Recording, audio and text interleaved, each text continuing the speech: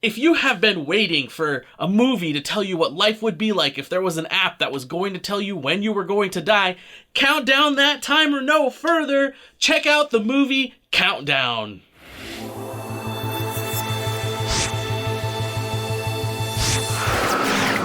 This movie is a horror movie. You know that it was gonna be not that well thought out. Most horrors, for whatever reason, don't get the same treatment.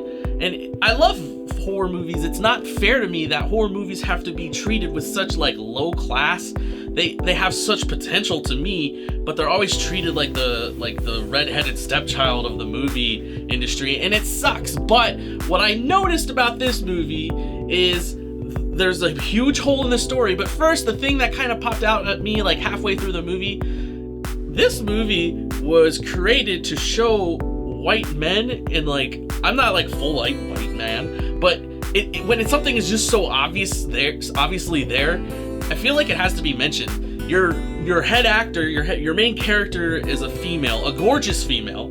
Her best friend, they become friends because they both find out about this app and how it's real. This is a black man. He's a handsome black man. And then you got your three next supporting characters. Your three kind of, they meet along the way.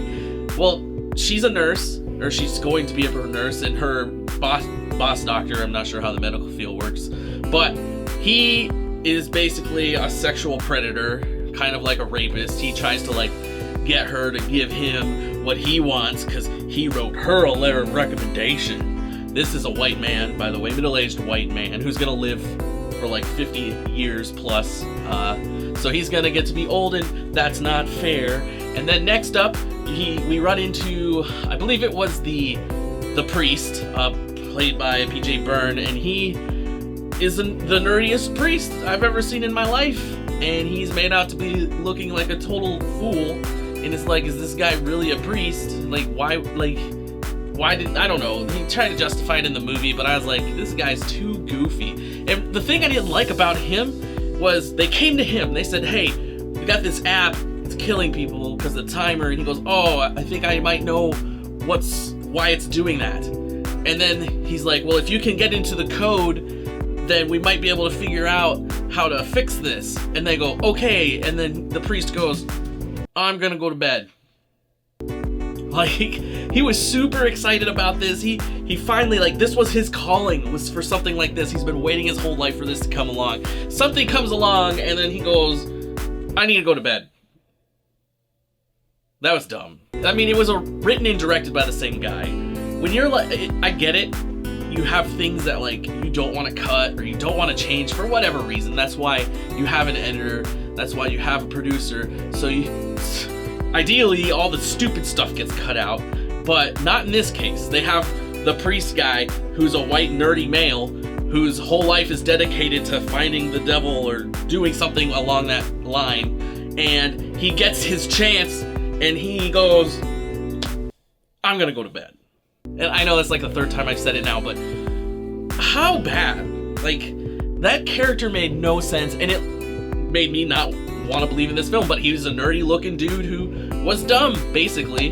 And so you got two white supporting males who were, one's a sexual predator, one is an idiot, and then the third one, you get another complete idiot, but this guy is a total creep. Tom Segura plays a like smart geeky dude who works at a electronic shop, and he's fixing people's phones, and he's just creepy, and he's lazy, and he has bad customer service, and then at the end of the movie you get a post-credit scene where he's being a total jerk, and it's just, and he also gets to live like for another 40 years, and like, this movie has so much subtext about white men are so lucky they're white men, and I'm not here to commentate on that, but when something is thrown in your face so blindly, when the movie is not about that, it really takes away from the movie.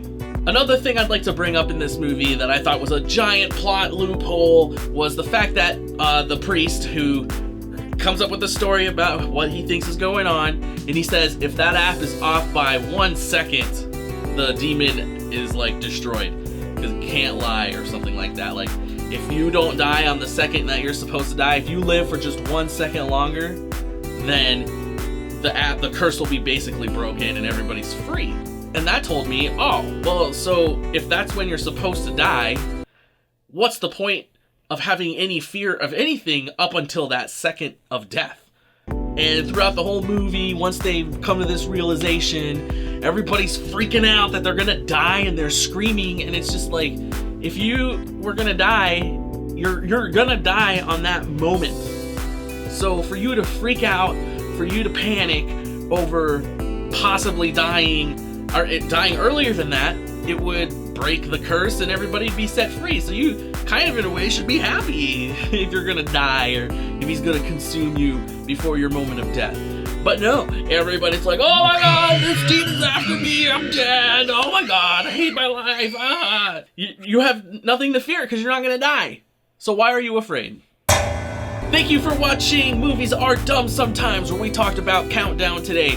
Did you also think these plot holes in the subtext was a little bit too much? If you did, go ahead and leave comments below, like, subscribe, and all that other fun stuff. Thanks.